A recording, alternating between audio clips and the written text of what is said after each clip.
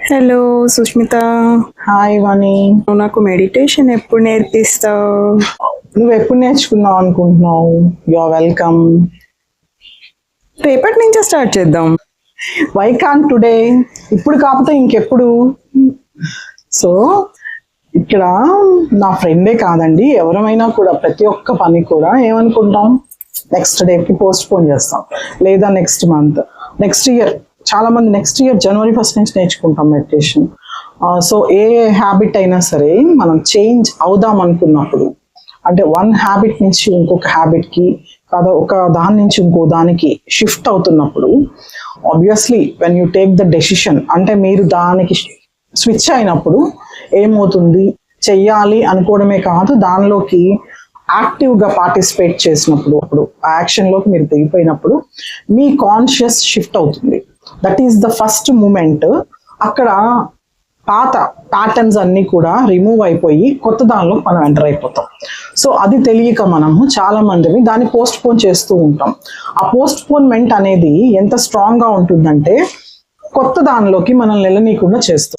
మెడిటేషనే కాదండి, any good habit, ఒక యోగా కావచ్చు, ఒక మంచి పని ఏదైనా సరే, మీ బాడీ మెకానిజం కానీ, మీ మైండ్ ప్యాటర్న్స్ కానీ, మీ హ్యాబిట్స్ కానీ చేంజ్ చేయాలనుకున్న దానికి మీరు వన్స్ డిసైడ్ అయిపోయినప్పుడు అది వెంటనే యాక్షన్ ప్లాన్లోకి వెళ్ళిపోతే వెంటనే మీ కాన్షియస్ షిఫ్ట్ అయిపోతుంది, మీ కాన్షియస్ లెవెల్స్ చేంజ్ అయిపోతాయి. That is the first step అనమాట.